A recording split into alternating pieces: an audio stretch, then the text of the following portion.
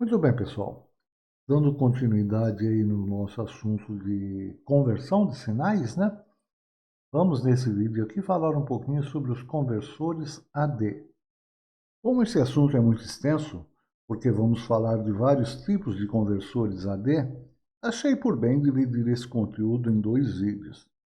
Esse que estamos vendo, que eu estou chamando de parte 1, e depois, na sequência, vamos ter esse mesmo assunto classificado como parte 2, tá bom? O conversor AD, ou conversor analógico digital, é um circuito eletrônico que recebe uma tensão analógica em sua entrada e converte essa tensão para um valor digital proporcional em sua saída. Isso é necessário devido ao fato de que, cada vez mais, e principalmente no sistema de transmissão, os métodos digitais vêm substituindo os analógicos, devido a algumas vantagens que o método digital oferece. Uma delas é a imunidade a ruídos. Não que não existam, né? Mas nos sistemas digitais torna-se mais fácil a atenuação desses ruídos. Muitos de nós, os mais antigos principalmente, né, devem se lembrar bem como era a recepção de sinais de rádio e televisão no modo analógico, ou ainda uma simples conversação telefônica.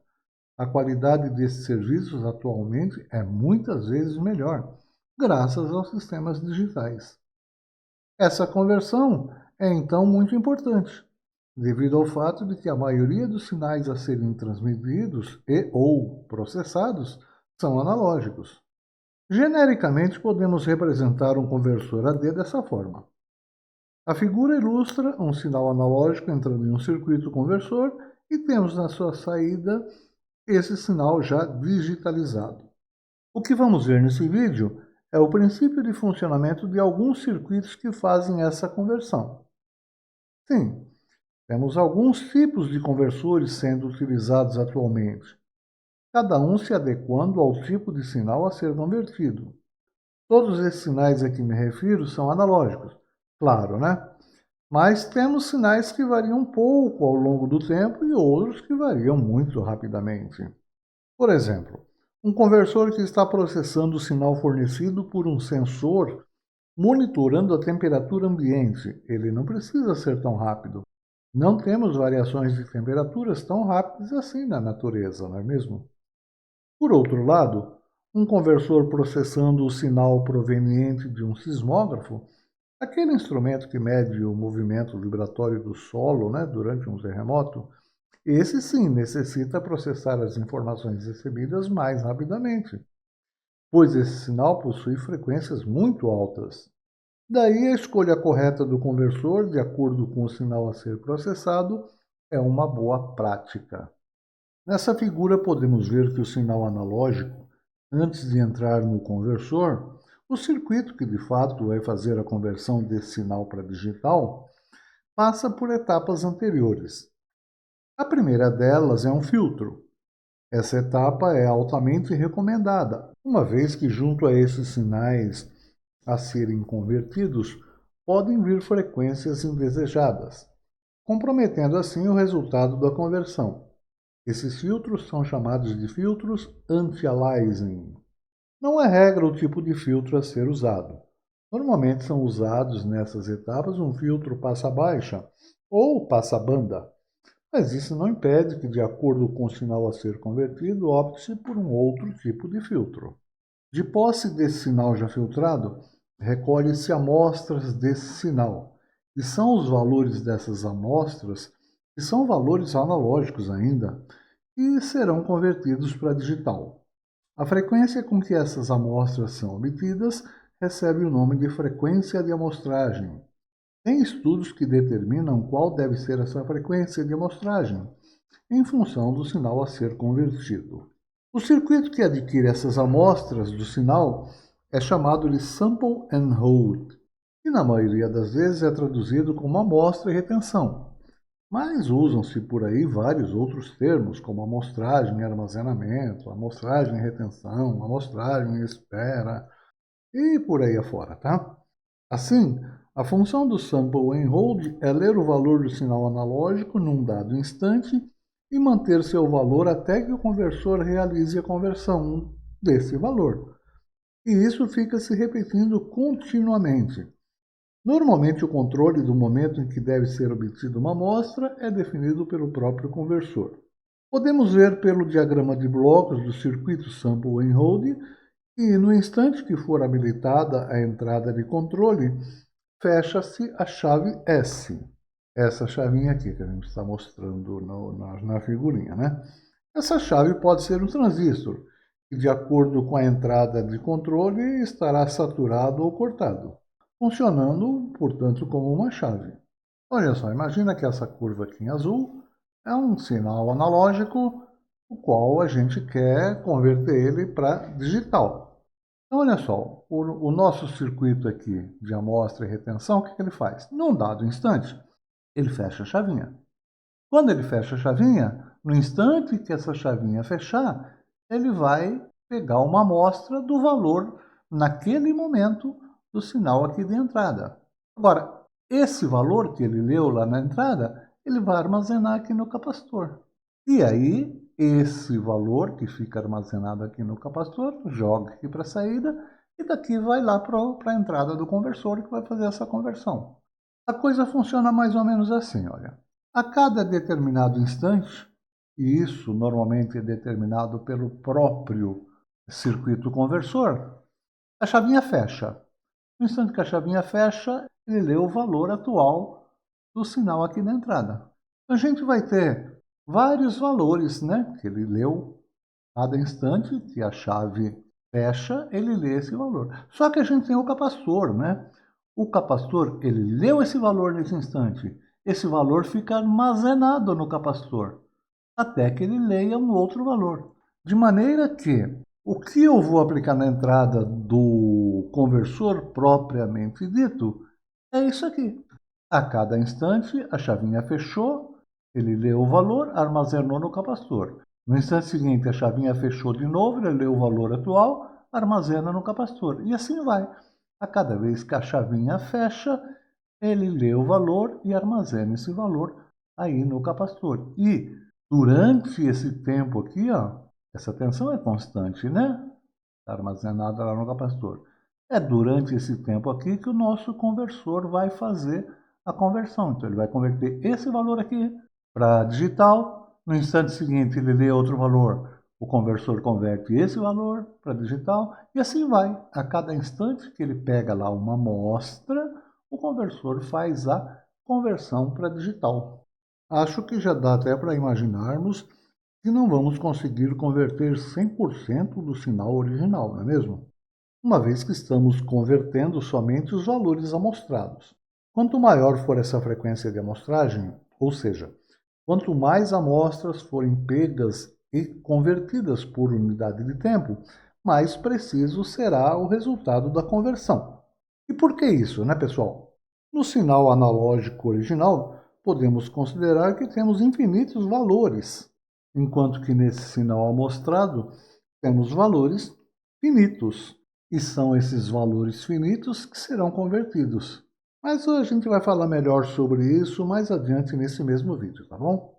A utilização desses amplificadores operacionais aqui, ó, tanto na entrada quanto na saída desse circuito aqui de amostra e retenção, é para dar um casamento de impedância adequado ao seu funcionamento, aproveitando as características quase ideais nesse aspecto do amplificador operacional, que é a de ter uma impedância de entrada muito alta e uma impedância de saída bastante baixa.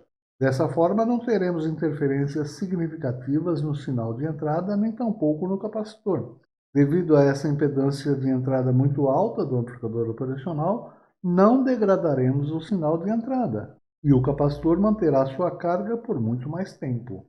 Não vou aqui entrar em maiores detalhes sobre as etapas de filtragem e da obtenção das amostras, porque o que está nos interessando é uma visão geral do funcionamento dos circuitos conversores em si. Mas quem tiver interesse em se aprofundar um pouco mais nesse assunto, procurem pelo Teorema de Nyquist. Aí na tela o nome desse sujeito, tá bom? Esse teorema define qual a frequência mínima de amostragem em função do sinal amostrado. Dito isso, Vou mostrar a seguir, com a ajuda de circuitos na forma de diagramas de blocos, o funcionamento de alguns tipos de conversores de analógico para digital que existem. Como acabei de dizer, vamos tentar entender somente o princípio de funcionamento desses circuitos, uns com maiores detalhes, outros com menos, mas somente o funcionamento. É claro que daria para nos aprofundarmos bem mais nesses tipos de circuitos. Existe muito mais a ser explorado, seja em termos de funcionamento como em cálculos envolvidos. Mas foge um pouco do nosso objetivo, que é mostrar a vocês que existem alguns circuitos diferentes que fazem a conversão de um sinal analógico em digital e termos uma ideia de seus funcionamentos. Vamos começar por esse. Conversor AD tipo contador de rampa. Existem algumas variações na forma com que o pessoal se refere a ele, tá bom? Mas todas essas outras nomenclaturas que são dadas a ele remetem a isso, contador de rampa, que é o que efetivamente esse conversor faz, conforme veremos na explicação do seu funcionamento. Assim como eu fiz no vídeo anterior, onde a gente conversou sobre o conversor DA, que é aquele conversor que faz o inverso desse, né? Aqui também, e por pura comodidade, vou explicar em cima de circuitos com resolução de 4 bits. Mas o raciocínio e o princípio de funcionamento é o mesmo, tá? Para conversores com qualquer resolução. Já que falei em resolução, vamos explorar um pouco melhor esse termo. A resolução de um conversor AD é dado pelo número de bits que ele usa para representar cada amostra do sinal analógico. Quanto maior a resolução, ou seja, o número de bits, maior é o número de níveis de tensão possíveis que o sinal digital pode representar. Portanto, mais fiel é a representação do sinal analógico. Ligado diretamente à resolução, temos a precisão de um conversor AD, que é a medida de quão próximo o sinal digital está do sinal analógico real, levando em conta os erros de quantização, ruído, distorção e outros fatores. Quanto maior a precisão, menor é o erro entre o sinal digital e o sinal analógico. Um conversor AD ideal teria uma resolução infinita e uma precisão perfeita, portanto, né? Ou seja, seria capaz de representar o sinal analógico com um número infinito de bits e sem nenhum erro. Porém, na prática, temos limitações físicas e técnicas, né, que impedem que isso aconteça. Por isso, é preciso escolher um conversor AD adequado para cada aplicação, levando em conta a resolução e a precisão necessárias para o sinal que se quer converter.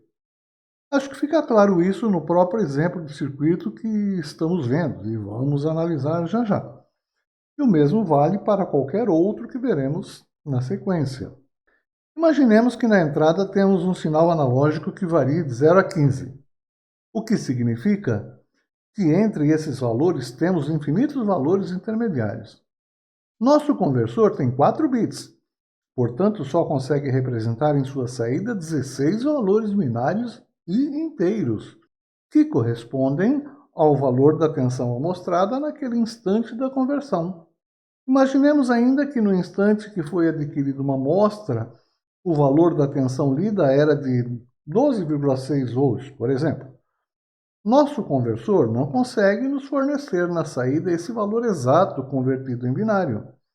Na saída teremos um valor binário que corresponda ao inteiro mais próximo desse valor amostrado.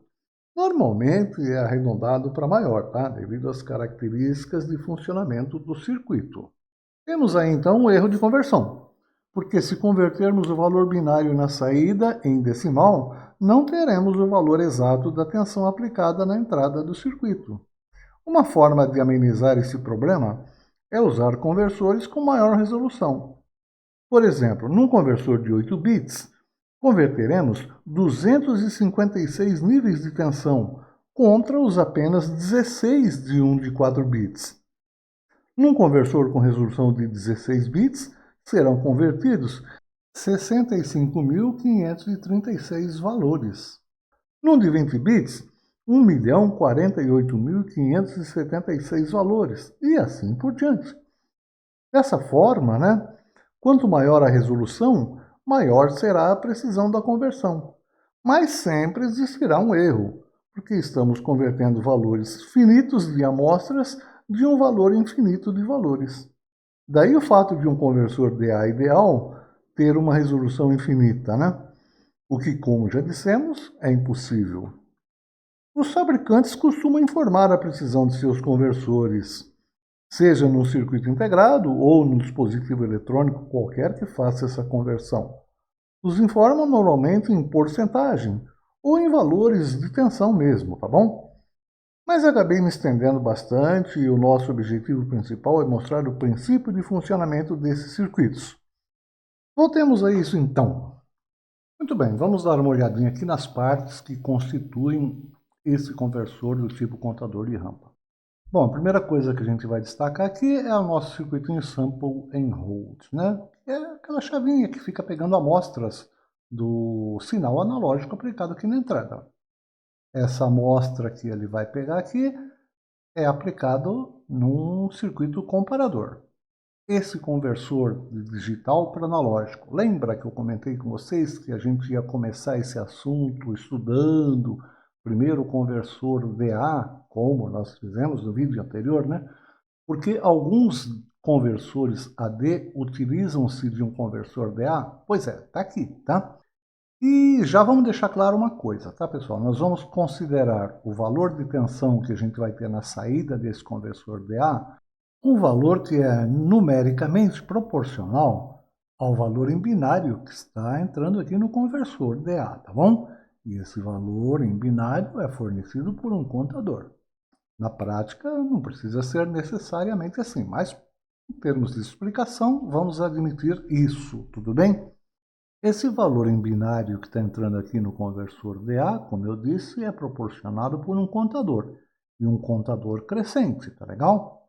E lá na saída, a nossa saída digital, vai ser o valor que eu tenho nesse contador na hora que chegar no final da conversão de um determinado valor amostrado, tá bom? Então a gente tem aqui um registrador, um LET.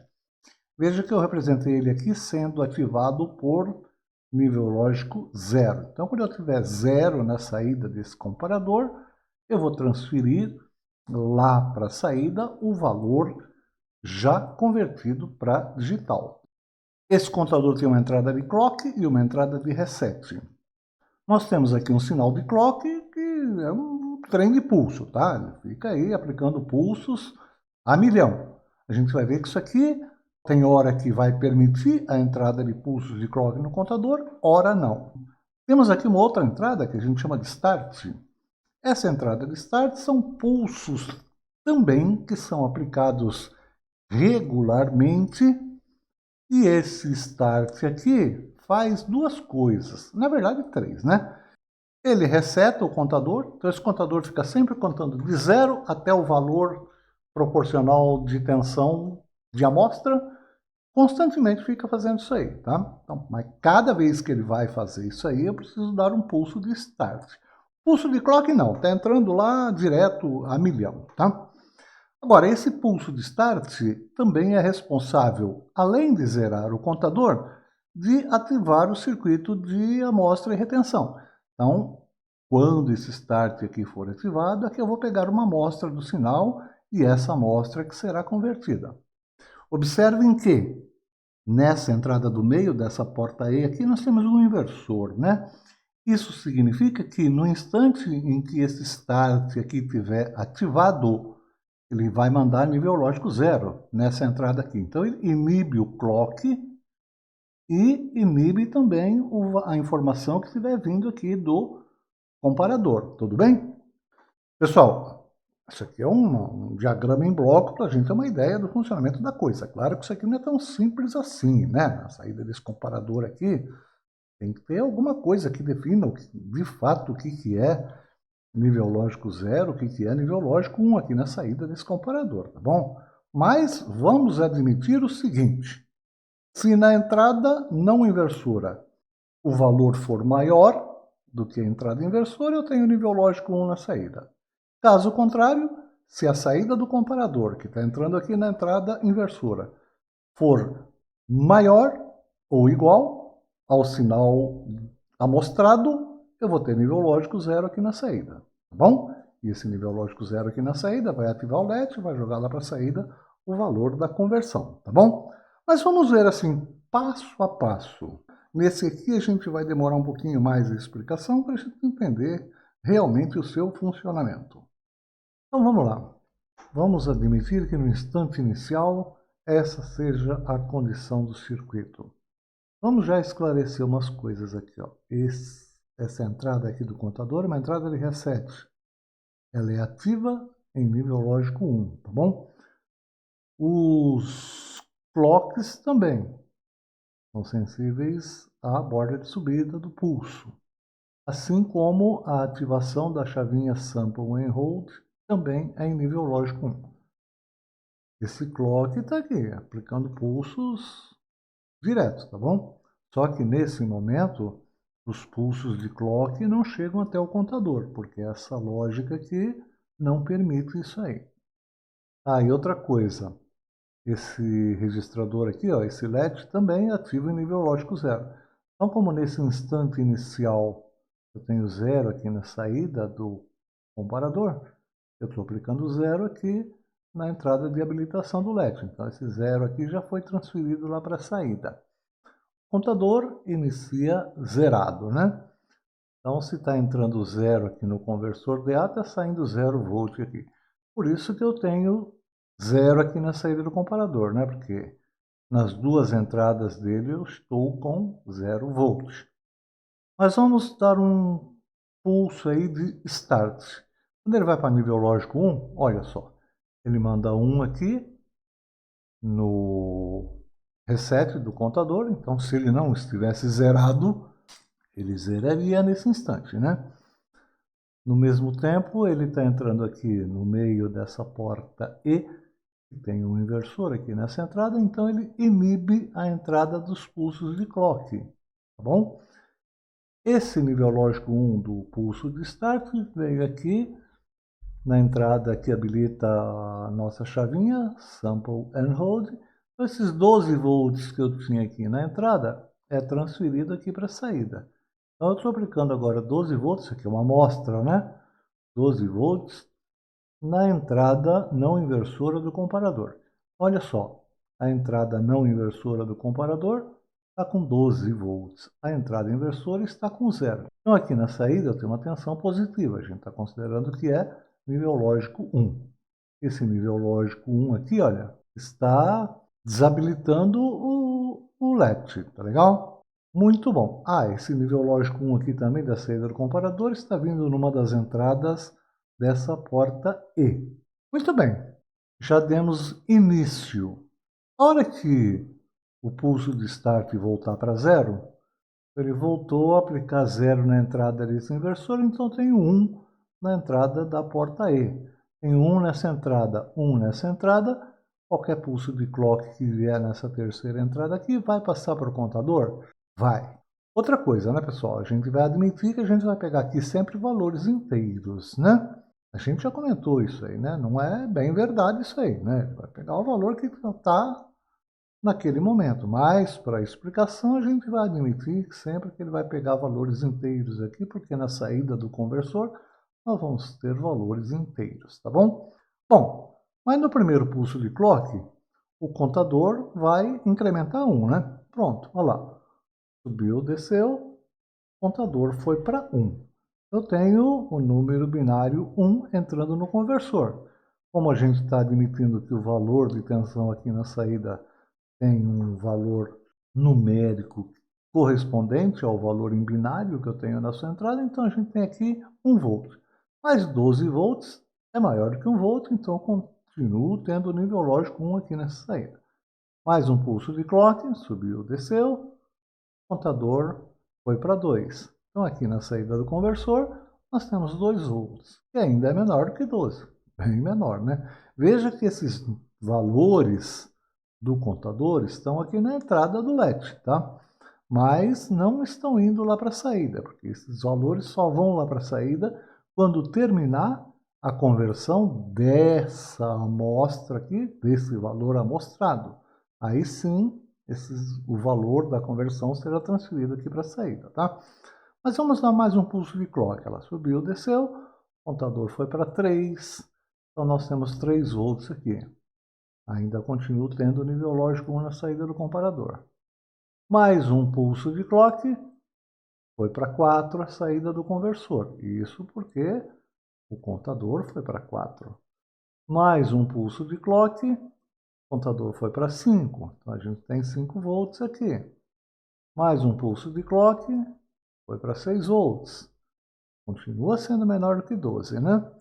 Mais um pulso de clock, foi para 7 volts. Mais um pulso de clock. Cada pulso de clock que a gente dá, o contador incrementa 1, né, pessoal? Esses pulsos são muito rápidos, né? Rapidíssimos. Então, a gente já está com 8 aqui na saída do conversor DA. Mais um pulso de clock, foi para 9. Mais um pulso de clock, vai para 10. Mais um pulso de clock, vai para 11. Mais um pulso de clock, vai para 12. Eu tenho 12 aqui na saída do contador, né? Na entrada do conversor DA, na entrada do LED. Olha só, eu tenho 12 volts na entrada não inversora, 12 volts na entrada inversora. Então, nesse instante, essa saída aqui já vai para 0. Eu deixei 1 aí por enquanto, para a gente ver o que vai acontecer, senão a gente não ia conseguir enxergar, né? Mas, na verdade, quando empatar aí o valor de tensão nas duas entradas do comparador, essa saída aí foi para 0, tá vendo? O que esse 0 aqui vai fazer? Olha só, ativou o LED, mandou lá para a saída o valor da conversão. Eu tenho lá na saída 12 em binário, que corresponde aos 12 volts que a gente tinha lido aqui do sinal analógico, né? Olha só, nesse instante, quando eu tenho 0 aqui, eu mandei 0 nessa porta lógica aqui. Então, o pulso de clock continua acontecendo, só que ele não entra no contador, porque essa saída aqui do comparador, essa saída aqui é uma saída que indica para a gente o final da conversão. Só dá até um nome aí para ela, é EOC, End of Conversion, né? Então, o final da conversão do sinal amostrado inibe a entrada de clock. Então, o contador, nesse momento, não está contando. Tá legal? Para que ele faça esse ciclo tudo de novo, eu preciso zerar o contador e, de novo, ler o valor que eu tenho aqui na entrada analógica. Vamos imaginar que durante esse processo todo aí, o valor de tensão aqui na entrada já mudou. Aqui não, né? Porque eu li aquele valor no instante em que isso aqui valia 12 volts, isso aqui ficou armazenado. Lembra lá, né, do circuito sample and hold? O capacitor armazena esse valor aqui. Então ele vai converter o valor que ele leu lá naquele momento que essa chavinha foi fechada. Mas vamos imaginar que durante esse processo todo aí, a tensão aqui na entrada já tinha mudado para 9 volts. Olha só. O meu circuito aqui não sabe disso, né? Porque eu preciso ativar a nossa chavinha aqui, Sample and Hold, o nosso circuitinho, né? Sample and Hold, para que esse valor seja lido e armazenado aqui, né? Isso aí a gente só consegue com outro pulso de Start, tá? Na hora que eu ativar o Start aqui, ó, eu vou resetar o contador vai zerar, e eu vou ler esse valor 9 aqui, ó, e armazenar aqui, tá vendo? Vamos lá? Subiu, ó lá, desceu, pronto. Eu já tenho 9 volts aqui. Como o contador foi zerado, né? A saída do meu conversor aqui voltou para 0. Olha, 9 é maior que 0, eu volto a ter 1 aqui. Isso desabilita o LED e já habilita novamente os pulsos de clock. Outra coisa, pessoal, eu deixei aqui esse pulso de start como se fosse manual, né? Mas eu poderia ter amarrado aqui, ó, né, nessa lógica de controle aqui, para que esse pulso, toda vez que chegue no final da conversão, já seja dado um pulso de start. Não justifica um pulso de start aqui manual, né? Nesse negócio, tem que ser automático, tá certo? Mas eu deixei aqui ele manual para a gente ver o que de fato acontece. Então, se eu continuar entrando com pulso de clock aí, e esse clock não para nunca, né, pessoal? Então, no primeiro pulso de clock, olha lá, o contador foi para 1. Tá? Repete tudo de novo, tá vendo? Aqui vai incrementando. A cada valor que o contador incrementa, é um valor que eu vou tendo lá na saída, tá vendo? Mais um pulso de clock, a saída do conversor foi para 2, mais um foi para 3, mais um foi para 4, mais um foi para 5, 6, 7, 8, 9. É aquilo que eu disse, vou fazer em 2 passos aqui também. Nesse instante eu já teria 0 aqui, já vou transferir para sair desse valor aqui, já vai inibir os pulsos de clock aqui, tá legal? Mas eu fiz em 2 passos para ficar mais visível a coisa, né? Então, quando essa entrada aqui for igual a essa, eu vou ter 0 aqui na saída, tá? Vai acontecer isso aí. Aí eu mandei esse 0 aqui, ó, eu ativei o LET, eu transfiro lá para a saída o valor que eu tinha aqui na saída do nosso contador, que é 9 agora, tá legal? A partir de agora, eu preciso dar mais um pulso de start. Olha lá, ele manda nível lógico 1, na entrada de reset do contador, ele zera o contador e já leu um novo valor que eu tenho aqui na entrada e já transferiu aqui para a saída. E a partir daí, a coisa se repete, né? Nunca se esquecendo que enquanto eu tiver com start ativo, não entra pulso de clock nenhum. Legal? Para entrar pulso de clock, esse start aqui tem que voltar para 0. É por isso que ele é chamado de contador de rampa, tá, pessoal? Perceberam que o valor aqui fica sempre crescendo de 0 até o valor amostrado aqui? Então, se eu continuasse aplicando pulso de clock agora, isso aqui ia de 0 a 15. Quando chegasse lá no final, ele vai transferir esse 15 aqui para a saída. Voltou para qualquer um outro valor aqui, ele vai contar de novo de 0 até aquele valor. Por isso que ele é chamado de contador de rampa. Eu disse para vocês que o pessoal dá uns outros nomes. Alguns chamam ele de rampa simples, tá legal? Conversor AD tipo rampa simples. É a mesma coisa, tá? É o mesmo circuito. Tudo bem, pessoal? Veja que ele é um circuitinho relativamente simples, né? Da gente enxergar o funcionamento dele. É um dos mais simples que existe. Já não é mais tão utilizado assim esse tipo de conversor, tá? Mas ele é um conversor que se caracteriza pela sua simplicidade, né? E o seu baixo custo. E isso é uma vantagem. Como desvantagens, a gente pode citar o fato dele ser relativamente lento e a sua precisão depender desse conversor DA que ele tem aqui, legal? Isso não significa que ele não seja bom. Como sabemos, um circuito é bom ou ruim se atende ou não às nossas necessidades, né? A sua principal utilização se dá, em geral, em instrumentos de medidas digitais. Temos aqui esse outro tipo de conversor AD, o do tipo contador de rampa contínua. Podemos até dizer que esse é uma espécie de aperfeiçoamento desse conversor que acabamos de ver anteriormente, né? São muito parecidos. Nesse, a utilização de um contador crescente e decrescente faz com que a atualização dos valores em sua saída se dê de uma forma mais rápida, uma vez que o contador irá contar até o novo valor a ser convertido, partindo sempre do seu valor atual, seja de forma crescente ou decrescente. No anterior, a contagem partia sempre de 0, como a gente viu, né?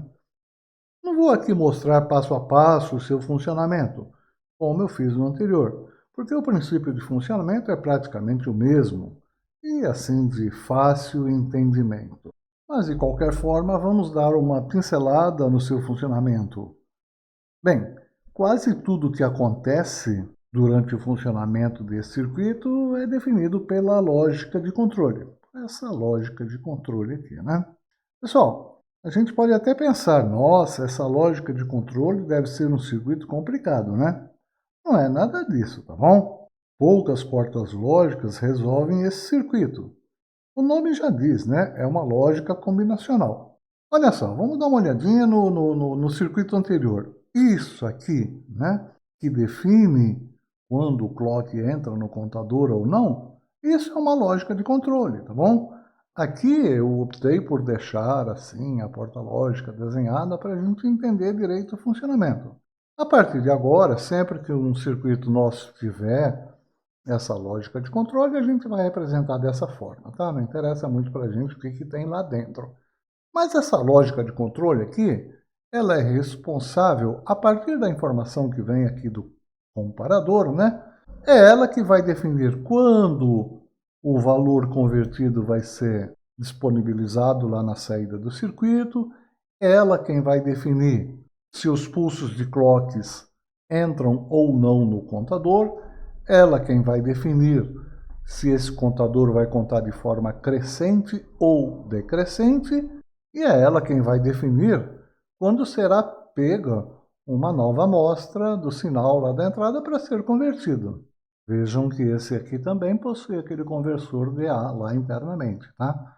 Para efeito de análise de funcionamento, a gente admite que o valor convertido que eu tenho na saída desse conversor DA aqui seja numericamente igual ao número binário fornecido pelo contador, tá? A gente já disse no anterior que isso não é bem verdade, né? Mas para efeito de estudo, vamos admitir isso aí, tá bom? Isso significa, né, pessoal, que o valor que eu tenho aqui na entrada não inversora do comparador, que é o valor amostrado, né, da tensão de entrada, pode ser maior do que o valor aqui na saída do conversor DA. Pode ser menor ou pode ser igual. Então, aqui na saída do comparador, tem horas que vai ser zero. Quando for zero, eu sei que chegou no final da conversão, né? Se a entrada não inversora for maior do que a saída do conversor DA, eu vou ter um sinal positivo aqui na saída. Caso contrário, se o sinal que está sendo convertido for menor do que o valor que eu tenho nesse momento aqui na saída do conversor, eu vou ter uma informação negativa aqui. Então, esse zero, positivo ou negativo aqui na lógica de controle, é que vai informar aqui para essa lógica de controle o que ela tem que fazer nesse momento. Olha só, vamos considerar um estado inicial em que o contador está valendo zero, né? Se eu entrar aqui, por exemplo, aqui com 9 volts, o meu conversor DA aqui, como o meu contador está em 0 volt aqui. Aqui eu tenho 9, aqui eu tenho 0. Então, a entrada não inversora do comparador tem um valor de tensão maior do que na entrada inversora. Então, aqui está saindo um sinal positivo, né? Então, essa lógica de controle aqui sabe que ela tem que liberar os pulsos de clock do contador e que ele tem que contar de forma crescente. Ele vai contar. A hora que chegar em 9, opa, empatou. 9 aqui, 9 aqui, sai 0. Tá? Então, indicou o final da conversão. A lógica de controle inibe o clock nesse momento, né? E já ativa o LED, manda lá para a saída esse valor convertido. Ao mesmo tempo, ela já pega uma nova amostra. Vamos supor que aumentou aqui, foi de 9 para 12. Aqui, a entrada não inversora voltou a ser maior do que a entrada inversora, porque aqui está em 9, né? Aqui foi para 12 agora com a nova amostra colhida, tá? Então aqui volta a ser positivo. Opa, a lógica de controle aqui, ó, reconhece isso aí e libera o clock e o contador para contar de forma crescente. Então aqui já estava em 9. Para ele chegar até 12 vai rapidinho, né? Então 9, 10, 11, 12. Pronto, empatou de novo, volta a 0 aqui para a saída, inibe o clock e tal. Chegou em 0, né, no final da contagem, ele já sabe que tem que pegar uma nova amostra. Quando chegou aqui no final de contagem, ele já ativou o LED, já jogou lá para sair desse novo valor e pronto, tá? Bom, mas vamos supor que aqui voltou para 9 volts. Eu estava com 12 aqui voltou para 9. Bom, a entrada não inversora agora é menor do que a entrada inversora. Então aqui vem uma informação, um sinal negativo. A lógica de controle entende isso aí, habilita o pulso de clock no contador e seta o contador para contar de forma decrescente. Então, se ele aqui estava em 12 e aqui em 9, ele vai contar de forma decrescente até o valor aqui na saída do conversor DA empatar com o valor do sinal amostrado aqui. Quando esses valores forem iguais, eu tenho 0 aqui na saída, a lógica de controle sabe que tem que ativar o LED e mandar esse novo valor lá para a saída. Ao mesmo tempo, ele já colhe uma nova amostra, e assim por diante, pessoal. Cada vez que ele colhe uma amostra, se o valor amostrado for maior do que o valor que eu tenho lá na saída do conversor DA, ele conta de forma crescente. Se o valor amostrado for menor do que o valor que eu tenho aqui na saída do conversor DA, ele conta de forma decrescente. Se forem iguais, ele atualiza o valor aqui na saída e já colhe uma nova amostra. E fica nisso.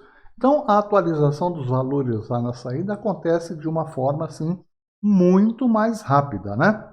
Esse tipo de conversor também, a sua utilização se dá em geral em instrumentos de medidas elétricas, tá? Vamos a um outro tipo de conversor aqui, pessoal. Dessa vez vamos falar do conversor AD, tipo aproximação sucessiva. Podemos observar que nesse circuito, né, nesse tipo de conversor, nós não temos um contador. Os valores em binário da saída são proporcionados por 4 flip-flops RS síncronos. Esses 4 aqui, né, que a gente está chamando de flip-flop A até flip-flop D. E eles são disparados convenientemente de acordo com a sequência de um contador em anel que nós temos aqui embaixo, né? E da informação proveniente do comparador. Vocês vejam que comparador, todos eles têm, né? Todos os circuitos de conversão de analógico para digital que a gente viu até agora, a gente sempre tem um comparador. E vai continuar tendo nos próximos circuitos que a gente vai ver aí, tá bom, pessoal?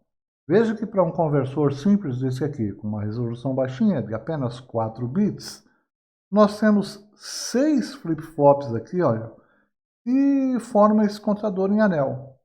E mais 4 flip-flops RS síncronos, né? Que vão ativar os bits de saída.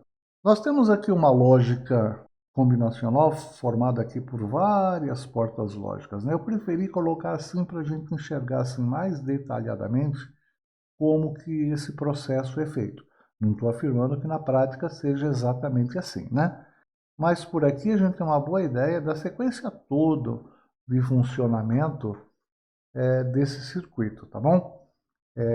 Ao invés de colocar um bloco aqui, né, falando lógica de controle ou qualquer coisa desse tipo, eu deixei assim mais detalhado, tá bom? Não se preocupe, a gente vai ver isso aí passo a passo, como que a coisa se comporta.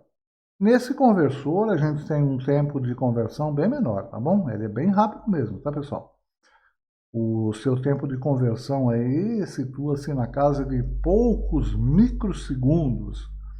Mas ele tem um probleminha ainda, né? Que a sua precisão continua dependendo desse conversor DA. E esse conversor DA é um conversor interno, né? Do seu circuito.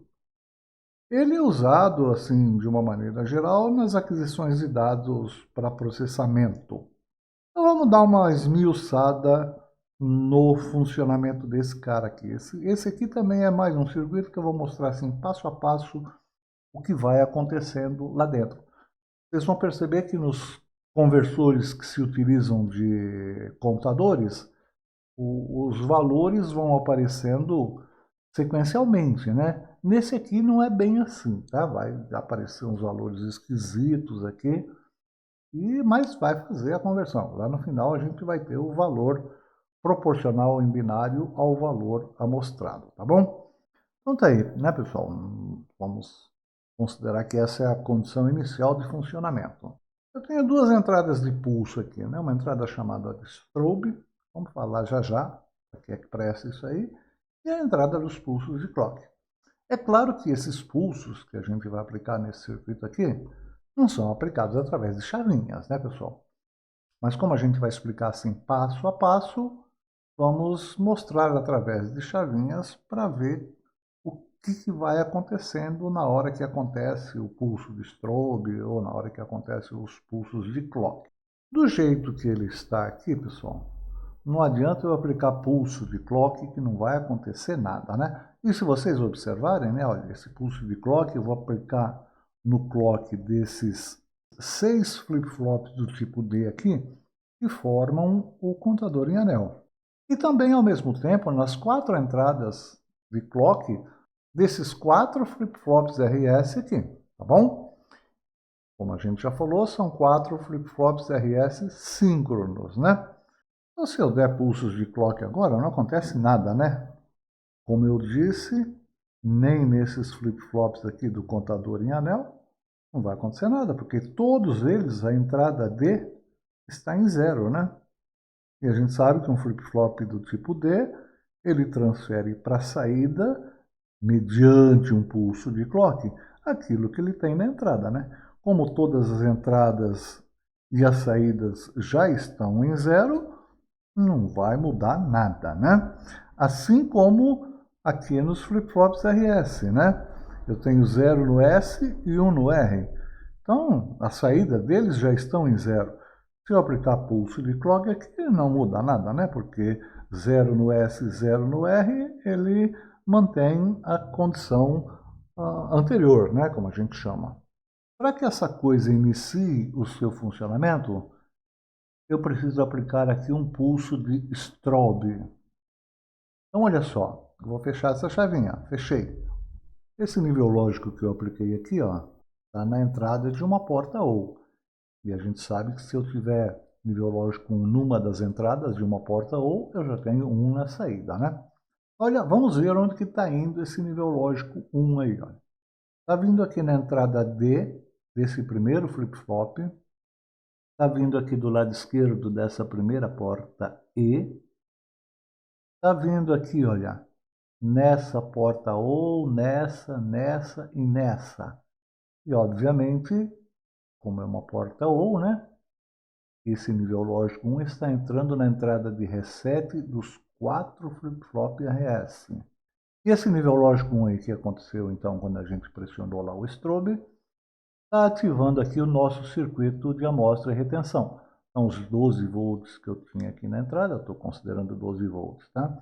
Eu transferi aqui para a saída, que já está entrando na entrada inversora do nosso comparador, tá legal? Agora sim, se eu aplicar um pulso de clock, vai acontecer alguma coisa aqui, né? Bom, a gente já viu que o pulso de clock vai entrar em todos os flip-flops do tipo D aqui, em todos os flip-flops do tipo RS aqui, né? Pulso aplicado no flip-flop RS com a entrada S em 0, a entrada R em 1, manda a sua saída para 0.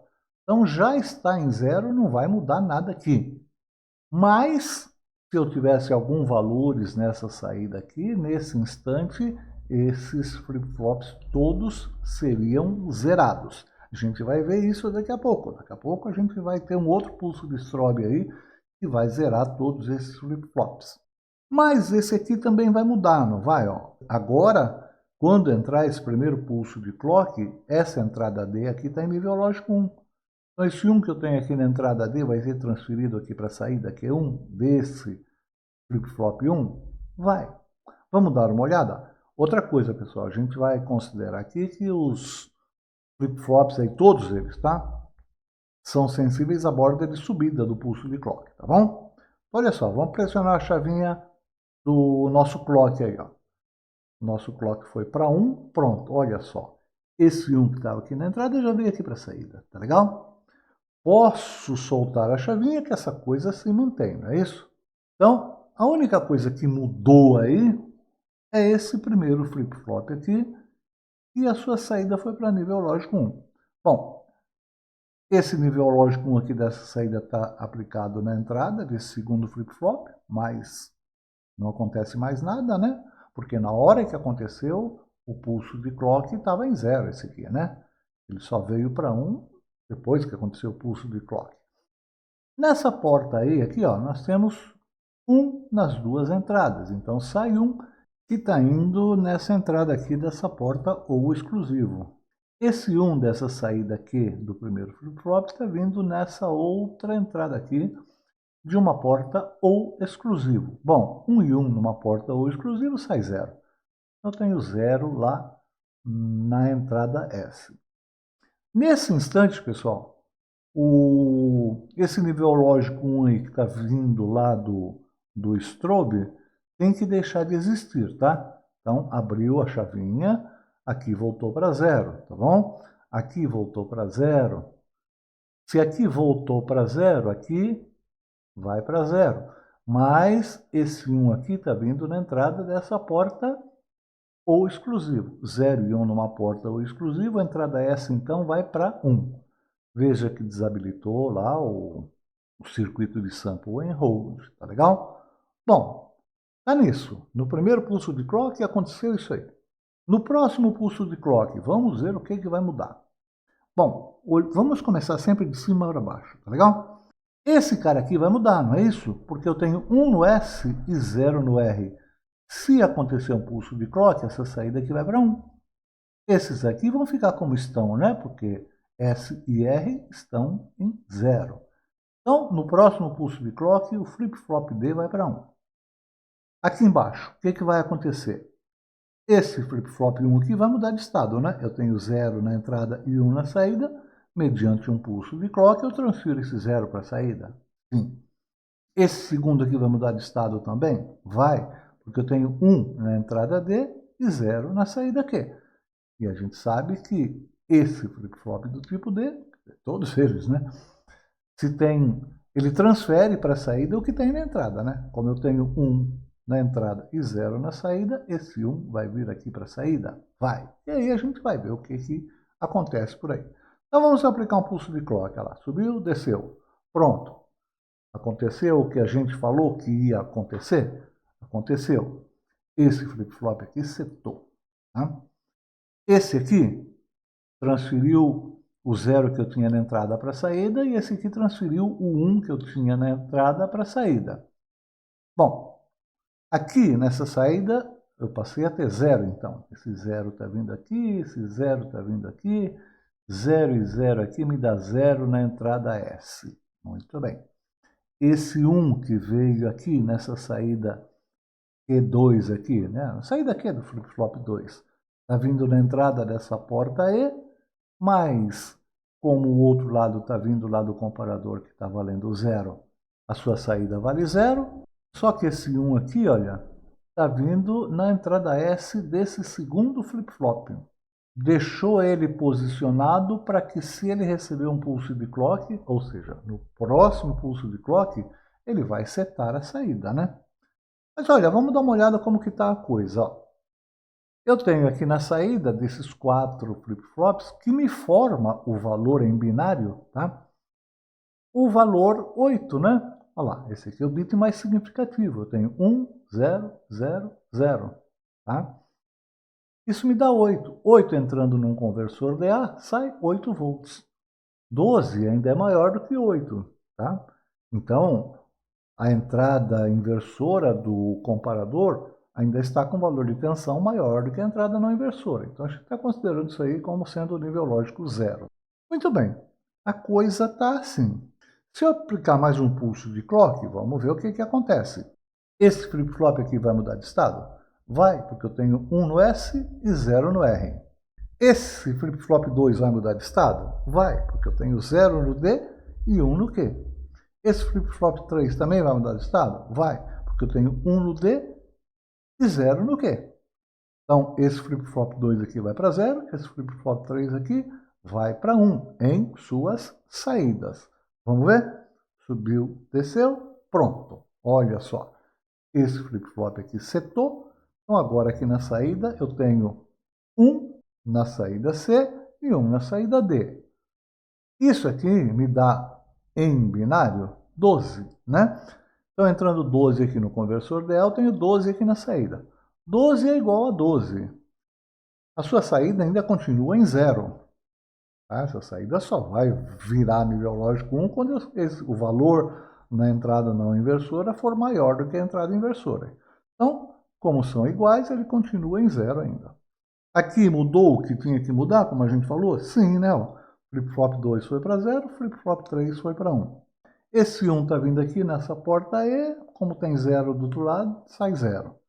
Mas esse 1 está vindo aqui, ó, na entrada S desse flip-flop B, desse RS, tá? Isso significa que num próximo pulso de clock, isso aqui vai setar? Vai. Esse aqui, flip-flop 3, vai mudar de estado? Vai. Como está em 1, vai para 0. E esse aqui também vai mudar de estado. Como está em 0, vai para 1. Vamos ver? Subiu, desceu, pronto.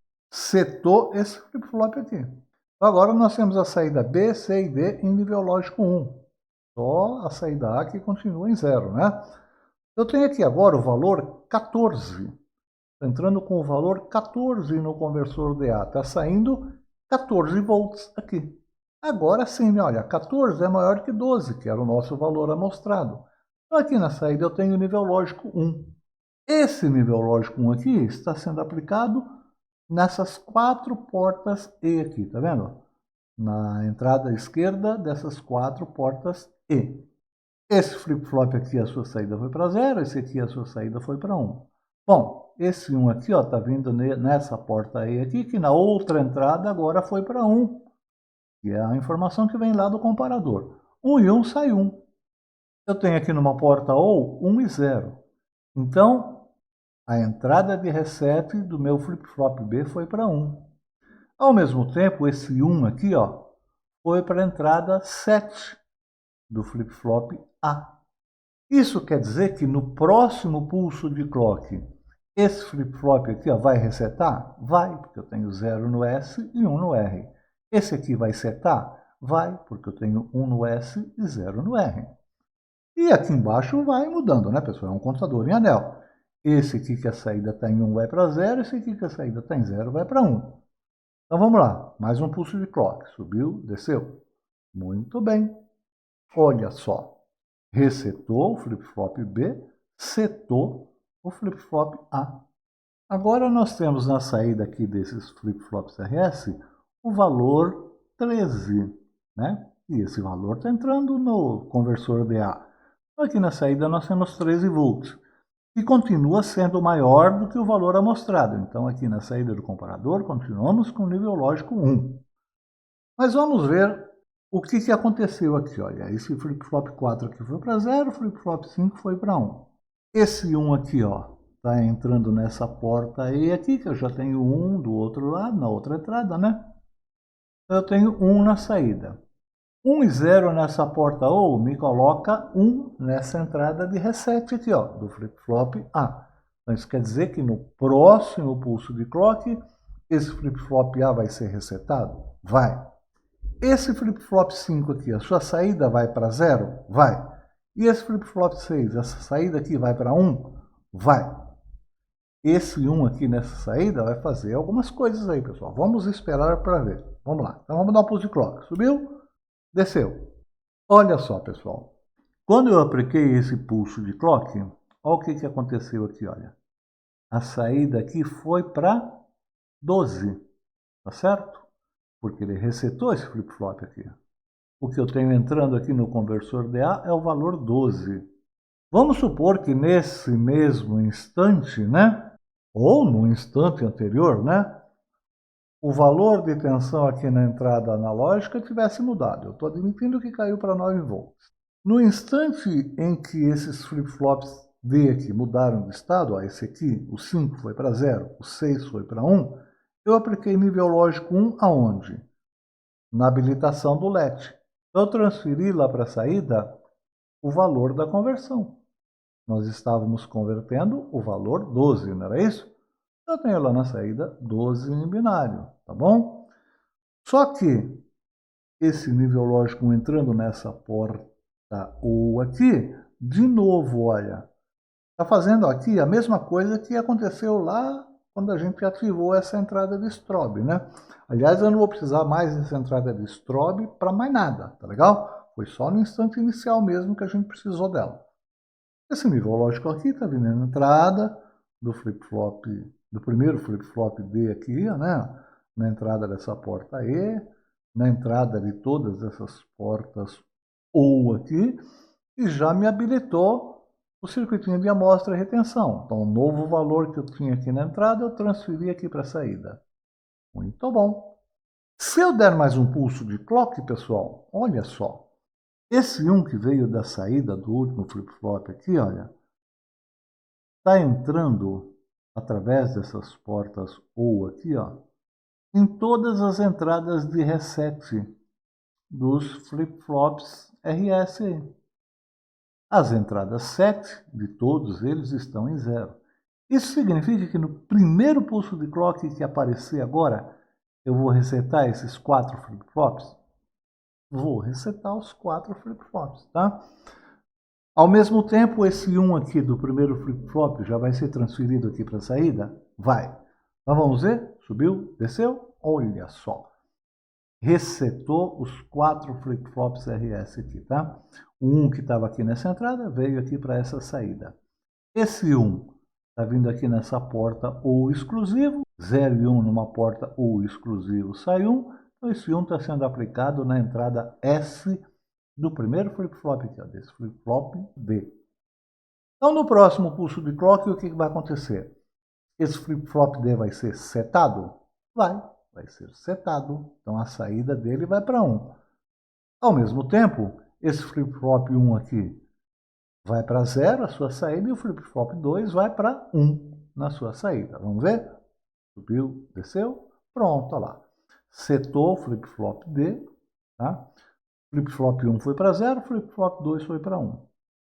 Esse 1 está vindo aqui, ó, olha que legal, na entrada S do flip-flop C aqui. Legal?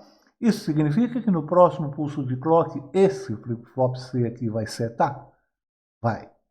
Aí a gente já sabe, né? O flip-flop 2 vai para 0, o flip-flop 3 vai para 1. Vamos ver? Foi, voltou, beleza lá. Setou o flip-flop C, tá?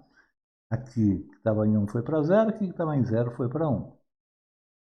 Aqui, na saída dos flip-flops RS, que é o que eu estou aplicando na entrada do conversor DA, eu tenho o valor 12. 12 é maior do que 9. Então aqui eu tenho o nível lógico 1 agora. Tá? E esse nível lógico 1 eu estou aplicando nessas entradas esquerdas dessas 4 portas E. Muito bem. O que eu sei é que no próximo pulso de clock, esse flip-flop C aqui vai resetar? Vai, porque eu tenho 0 no S e 1 no R. E o B vai setar? Vai, porque eu tenho 1 no S e 0 no R. Então, o flip-flop C vai para 0, o flip-flop B vai para 1. Aqui embaixo a gente já sabe, né? O flip-flop 3 aqui vai para 0, o flip-flop 4 vai para 1. Então, vamos lá. Subiu, desceu. Beleza. Aí, ó. Resetou o flip-flop C, setou o flip-flop A. Eu tenho aqui na saída agora o valor binário 10. E convertido para analógico dá 10 volts aqui. Continua sendo maior do que o valor amostrado nosso, que é 9, né? Então, continuo tendo 1 aqui na saída. Aqui, esse flip-flop 3 que estava em 1 foi para 0, o 4 que estava em 0 foi para 1. Esse 1 aqui, ó, está vindo na entrada dessa porta E, que eu já tenho 1 no outro lado, né? Que vem lá do comparador, tá? 1 e 1 sai 1, que entra nessa porta O, sai 1, que está entrando no reset do flip-flop B. Esse 1 aqui, ó, da saída do flip-flop 4, está entrando na entrada 7 do flip-flop A. Isso significa que no próximo pulso de clock eu vou resetar o flip-flop B? Sim. Vou setar o flip-flop A? Também sim. Bom? E aqui a gente já sabe, né? O flip-flop 4 vai para 0, o flip-flop 5 vai para 1. Vamos ver? Subiu, desceu. Pronto, legal. Tá vendo? Aqui, flip-flop B resetou, foi para 0. Flip-flop A setou, foi para 1. E aqui mudou, né? O flip-flop 4 que estava em 1 foi para 0, o 5 que estava em 0 foi para 1. Tá bom? Olha só, o que eu tenho aqui agora? Entrando no conversor DA. O valor binário, 9. Aqui na saída sai 9. 9 é igual a 9, então aqui está saindo 0. Tá? Era 1, enquanto aqui era maior do que aqui. Agora igualou, está saindo 0. Tá legal? E como que está a coisa aí, pessoal? Se eu der mais um pulso de clock, aqui em cima não vai mudar nada, né? Porque todas as entradas 7 e todas as entradas reset estão em 0. Então ele vai manter essa situação. Mas olha aqui embaixo, o flip-flop 5 vai para 0? Vai. Flip-flop 6 vai para 1? Vai. Vamos ver? Subiu, desceu, pronto aí, ó. Quando essa saída aqui foi para 1, ele ativou o LED. Então o que ele fez? Pegou esse valor 9 aqui, ó, e jogou lá para a saída. Jogou para a saída o valor da conversão, tá legal? E ao mesmo tempo ele aplicou de novo 1 na entrada desse flip-flop D, nessa porta E, em todas essas portas OU aqui, e olha só, já ativou o circuitinho de amostra e retenção. Vamos supor que o nosso valor aqui aumentou, foi para 10 agora, tá? Então, ele já transferiu aqui para a saída esse valor 10. 10 é maior que 9, que é o valor que eu tinha lá na saída do conversor DA, né? Então, a saída do comparador aqui foi para 0. E isso está vindo nessas 4 portas E. O bom que eu sei é o seguinte, próximo pulso de clock que acontecer, eu vou resetar esses 4 flip-flops? Vou, porque os 4 estão com 0 no S e 1 no R, tá vendo? Então, no próximo pulso de clock, eu zero essa saída. E, ao mesmo tempo, eu mando a saída desse flip-flop 1 aqui para 1, não é isso? Então, vamos lá. Subiu, desceu, pronto, olha lá. Resetou os 4 flip-flops dele. Veja que aqui na entrada do LED está tudo zerado, mas o LED mantém o valor anterior, não é isso? Muito bem. Então, além dele resetar os 4 flip-flops RS aqui, ele ainda me setou esse flip-flop 1, né? Mandou a sua saída para 1. Esse 1 aqui está vindo aqui, não sai nada, porque o outro lado está em 0, né? Mas ele está vindo aqui nessa porta OU exclusivo, e 0 e 1 nessa porta OU exclusivo, manda 1 na entrada 7 do flip-flop D. Bom, no próximo pulso de clock que entrar, vai setar o flip-flop D? Vai, né? 1 no S e 0 no R, só ele vai setar, né? Aqui, dos flip-flops RS. Esse flip-flop 1 aqui, ó, sua saída vai para 0? Vai. Flip-flop 2, a saída vai para 1? Vai. Então vamos ver. Subiu, desceu. Pronto, olha lá. Setou o flip-flop D. Né? Estou entrando com valor binário 1 no conversor DA. Isso aí dá 8 volts aqui, né? 8 é menor que 10, por isso que eu continuo tendo 0 aqui nessa saída. Bom, esse flip-flop 1 aqui foi para 0, flip-flop 2 foi para 1. Quando esse flip-flop 2 aqui foi para 1, eu estou mandando 1 na entrada 7 do flip-flop C. Isso significa que no próximo pulso de clock eu vou setar o flip-flop C? Vou. Tá? E aqui embaixo a gente já sabe, né? Cada pulso que eu dou, esse 1 aí vai se movimentando, né? Afinal, é um contador em anel, né?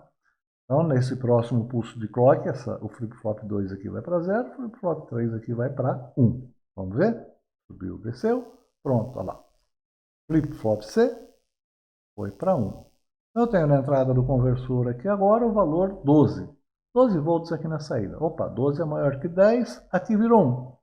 A saída do comparador vira 1, que eu estou aplicando nessas 4 portas E aqui. Aqui embaixo, de fato, mudou, né? O flip-flop 2 foi para 0, o flip-flop 3 foi para 1. Esse 1 aqui, olha, está entrando nessa porta E aqui, que eu já tenho 1 do outro lado. 1 e 1 sai 1. E está entrando nessa porta OU aqui, então a saída dessa porta OU aqui está aplicando o nível lógico 1 na entrada de reset do flip-flop C. E esse nível lógico 1 aqui, da saída do flip-flop 3, está sendo aplicado na entrada S do flip-flop B. Muito bem. Então, no próximo pulso de clock, o que vai acontecer? O flip-flop C vai resetar? Vai, porque eu tenho 0 no S e 1 no R. O B vai setar? Vai, porque eu tenho 1 no S e 0 no R, não é isso? E aqui embaixo é aquilo de sempre, né? O flip-flop 3 vai para 0, a sua saída vai para 0, e a saída do flip-flop 4 vai para 1. Tá bom? Vamos ver? Subiu, desceu, pronto, tá lá. Resetou o flip-flop C, setou o flip-flop B. Eu tenho aqui na entrada o valor binário 10, então aqui está saindo 10 volts. Empatou com o valor amostrado, né? Como os dois são iguais, aqui está saindo o nível lógico 0, tá? Então esse 0 está entrando nessas 4 portas E. Mas vamos ver aqui, ó. A saída desse flip-flop 4 que está em 1, está entrando nessa porta E aqui, mas do outro lado eu tenho 0, não sai 0 na saída, né? Mas esse 1 está entrando aqui na entrada S do flip-flop A.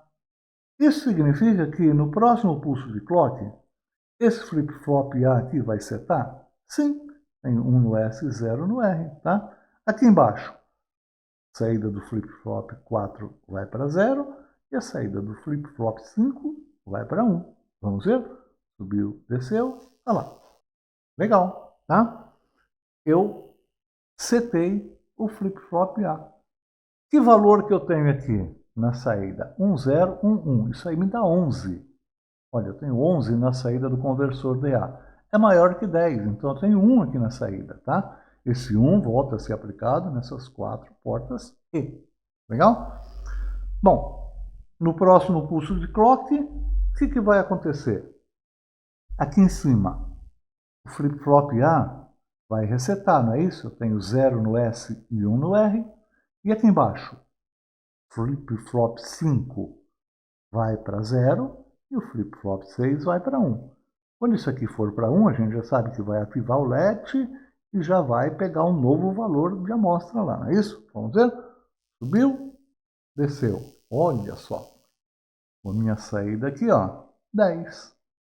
Bateu com o valor que eu estava convertendo lá? Sim. Então, esse 10 que eu converti aqui, quando esse último flip-flop aqui, a sua saída foi para 1, eu joguei aqui para a saída. Tá legal?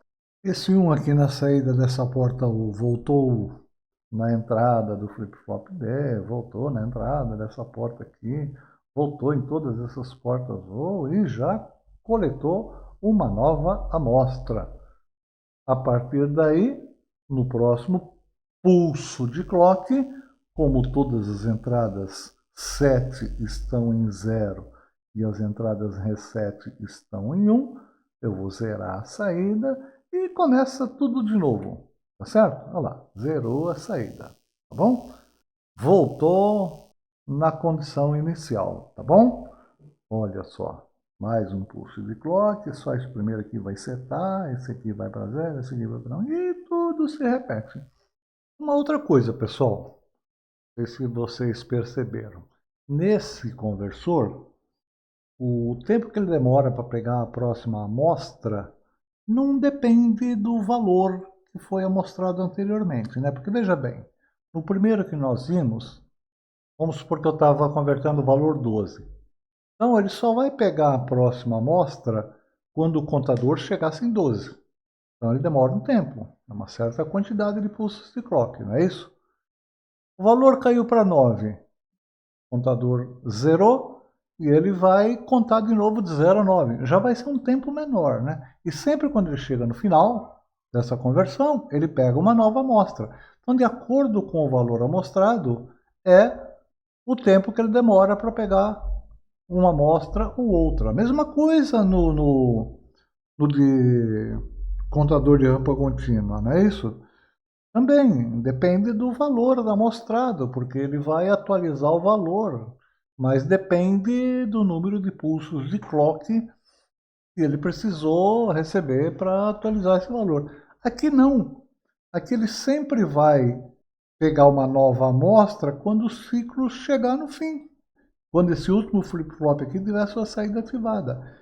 E o número de pulsos de clock para isso acontecer é sempre o mesmo, independente do valor que ele está convertendo aqui, tá bom? Então, o que eu quero dizer para vocês era isso, né? Que o intervalo entre ele pegar uma amostra e outra, nesse aqui é fixo, é constante. Muito bem, pessoal, vamos encerrar por aqui essa primeira parte. Não deixe de ver na sequência a parte 2 desse conteúdo. Aí a gente encerra esse assunto.